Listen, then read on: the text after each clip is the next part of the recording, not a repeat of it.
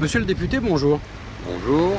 Vous proposez depuis plusieurs années un projet de réforme des politiques publiques du tourisme français. Depuis quand, dans quel cadre et avec qui travaillez-vous sur ce sujet?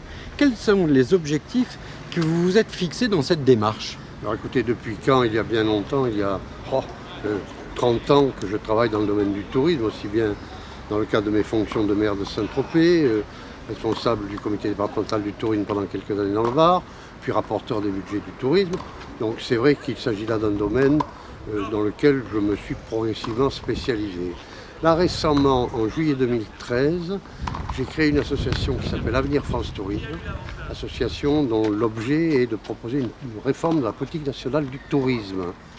Je travaille avec des experts, qu'ils soient publics, privés, des universitaires, des chefs d'entreprise, et nous avançons dans ce projet que l'on propose non seulement à nos gouvernants, mais encore bien sûr à notre candidat à la future élection présidentielle et donc à la primaire.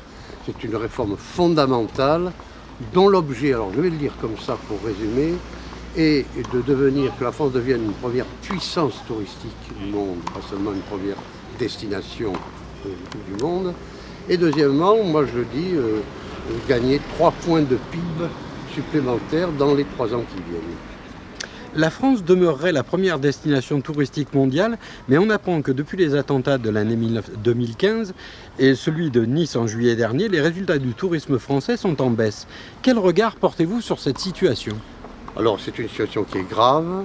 Il est vrai que conjoncturellement, depuis janvier 2015, tous les attentats, les drames qui se sont déroulés en France, le Bataclan, Saint-Denis, Nice et les autres attentats qui se sont perpétrés, il y a une baisse de fréquentation parce qu'il y a une image de la France maintenant qui est passée dans le monde entier, comme quoi la France est un pays peu sûr. À cela, je dois additionner d'ailleurs les questions d'insécurité, en particulier dans la région parisienne. On l'a bien vu avec les clientèles chinoises qui ont tendance à se replier grandement, mais pas que d'ailleurs. Alors ça, c'est la conjoncture, c'est vrai, mais ça fait des années que je dis, que je dénonce, nous sommes plusieurs à le faire d'ailleurs, et qu'on démontre qu'en fait notre tourisme français perd depuis 15 ans, 20 ans des parts de marché d'année en année par rapport à d'autres pays du monde dans lequel monde la croissance touristique est très forte, 5% par an chaque année. On perd des parts de marché par rapport aux pays émergents. La Chine et bien d'autres pays émergent en tant que récepteurs de tourisme. Mais on perd des parts de marché vis-à-vis des autres pays européens. Et ça, c'est très préoccupant. C'est pour ça qu'il faut que nous réformions fondamentalement nos politiques publiques. Vous avez organisé en juin dernier un forum au Presse Club de France à Paris sur les thèmes « Le tourisme français doit mieux faire » et l'indispensable réforme des politiques publiques pour relancer notre industrie touristique. Dans quel but et quelles ont été vos conclusions? Alors, pourquoi une réforme des politiques publiques? C'est parce que tout entrepreneur privé a besoin d'avoir, au lieu où est implantée son entreprise, des politiques publiques qui favorisent son développement, que ce soit le plan territorial, les normes fiscales, sociales, etc. Donc il faut d'abord commencer par réformer, rendre plus efficientes nos politiques publiques, et en particulier d'abord et avant tout, les politiques tourisme de l'État. Parce que le constat que nous faisons et que nous ne cessons de dire, c'est qu'il n'y a pas assez de considération en fait, au niveau étatique, sur l'importance, la richesse, le potentiel extraordinaire de développement de notre tourisme. Donc, l'objet de ce forum était de présenter une première étape, c'était la réforme de la gouvernance centrale au niveau de l'État du tourisme. Et ce que nous proposons pour résumer, c'est qu'il y ait d'abord un véritable ministre du tourisme à part entière et qui ne s'occupe que de cela, du tourisme, que ce ministre susceptible d'incarner le tourisme auprès des professionnels français et de représenter le tourisme français à l'étranger soit placé sous l'autorité du Premier ministre, donc de façon à marquer une autorité et à marquer deuxièmement le caractère éminemment transversal de l'activité du tourisme. Ça touche l'agriculture, l'environnement, la culture, l'éducation, ça touche bien d'autres secteurs d'activité. Donc un ministre du tourisme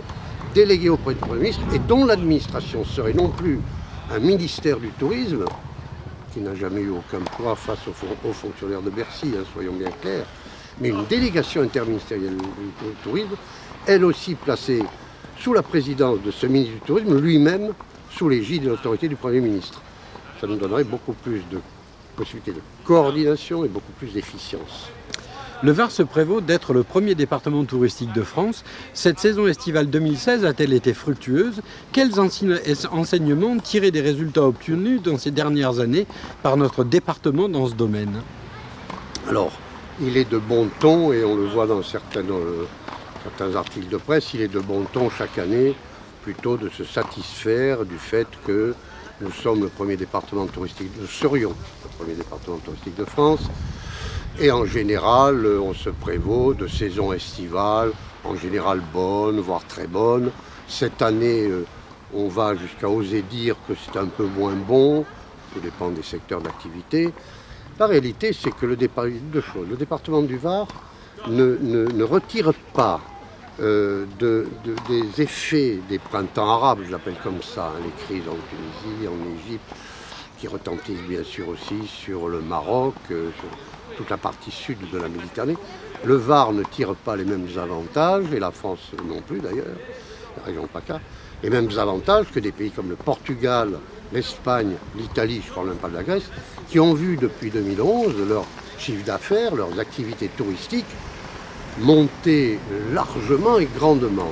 Et deuxièmement, je dois attirer l'attention sur un fait, c'est que pour avoir interrogé un certain nombre d'élus de la côte atlantique, ils ont, eux, récupéré depuis les attentats de Nice beaucoup de clientèle qui devait aller sur la côte d'Azur et qui est allée sur la côte atlantique et la Manche. La réalité, c'est le deuxième problème pour moi fondamental du Var. Moi, je me bagarre depuis, je défends cette thème depuis longtemps. Le Var ne s'occupe que trop du tourisme exclusivement estival, et du tourisme balnéaire des bains de mer. Nous avons des atouts considérables, que ce soit le littoral, le centre-Var et le Haut-Var d'ailleurs. Des atouts considérables pour développer, mettre en œuvre une stratégie, des opérations et des démarches touristiques toute l'année en fait. Tourisme de découverte, tourisme nature, tourisme culture, tourisme œnotourisme, gastrotourisme, les événements, des événements très particuliers, que de Toulon à Saint-Raphaël, mais en passant aussi par le centre-Var et le Haut-Var. Et tout ça devait faire l'objet d'une promotion, une production, d'ailleurs on appelle ça la production, hein. On fait émerger tous les atouts dont nous disposons, de toute nature, et puis nous les mettons en marché, ça veut dire on les promeut pour aller chercher des clientèles adaptées à ces périodes qui ne sont plus uniquement la période d'été balnéaire, mais l'automne, le printemps et l'hiver. On a un champ de développement extrêmement intéressant, extrêmement fructueux en termes d'emploi, en termes de richesse, en termes de qualité de vie, parce que on ne peut plus vivre bien si on ne travaille que 3 mois par an. Voilà. Vos propositions de réforme au plan national pourraient-elles intéresser le développement touristique dans le Var? Mais oui, parce que dans le cadre de notre projet, nous proposons une réforme de la gouvernance, c'est-à-dire des ministères. Nous proposons, lié à cette réforme des ministères, une réorganisation territoriale du tourisme, qui le mérite bien, parce que le tourisme en général est peu coordonné. Les régions, les départements, les communes, les intercommunalités, les chambres consulaires, certains syndicats, organismes professionnels, on a un peu tendance à se marcher un peu sur les pieds les uns les autres. Donc organisation territoriale, une réforme de l'observation statistique, parce qu'on nous annonce en permanence 83 ou 84 millions de visiteurs étrangers en France.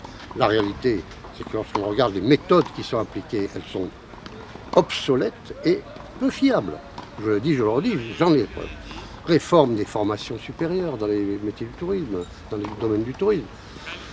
Réforme de la promotion à l'international. On ne met pas assez de moyens sur la promotion de notre pays. J'ai beaucoup circulé dans le monde, en Asie, en Australie, aux Amériques, et on ne peut que reconnaître que nos moyens de promotion à l'étranger sont insuffisants, bien que dirigés par des gens extrêmement compétents, mais sans suffisamment de moyens. Et puis enfin, je dirais, deux autres volets.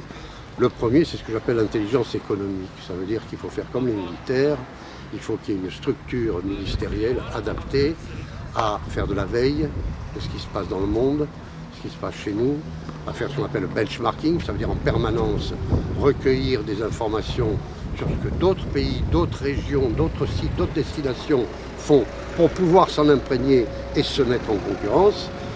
Gestion des crises. On a sans arrêt des crises, on l'a bien vu. La crise du chikungunya, ça nous a mis notre tourisme à plat. Les dévaluations compétitives dans les années 90, ça nous a mis notre tourisme à plat. Là, le terrorisme aujourd'hui, c'est un autre phénomène. Mais il faut absolument créer un pôle d'intelligence économique stratégique de façon à mieux anticiper et mieux guider nos entrepreneurs, aussi bien pour leurs activités sur le terrain que sur leurs actions à l'exportation. Et enfin, le dernier volet sur lequel nous proposons des réformes, c'est tout ce qui concerne le tourisme social. Et je le dis, et c'est un grand regret, on ne se consacre pas assez à toute la partie que l'on appelle, que l'on intitule tourisme associatif et social. C'est une partie extrêmement importante de la qualité de vie de nos concitoyens, dont aujourd'hui, on a bien 30% des Français qui ne partent pas en vacances, pour un certain nombre de raisons, en particulier le manque de moyens. Et puis on a là des associations, des entreprises et des personnes qui travaillent d'une façon extrêmement intéressante. Il faudrait leur donner plus de moyens. Donc voilà les réformes que nous proposons. Toutes ces réformes pourraient s'appliquer directement au département du Var, qui, mieux soutenu par l'État et en meilleure collaboration avec la région et en faisant de la coopération intercommunale départementale mieux organisée, des meilleures formations à l'université de Toulon-la-Garde, enfin, meilleures encore que ce qu'elles sont pour un certain nombre de raisons, plus de moyens pour le tourisme social dans le Var, tout ça donnerait un coup de fouet au département du Var. Et simplement, je voudrais dire, je ne perds pas de vue en faisant ce que je fais à Paris depuis tant d'années, l'intérêt du département du Var. Je l'inclus dans ma démarche totalement. Bien écoutez, monsieur le député, je vous remercie, je vous dis à très bientôt. À bientôt.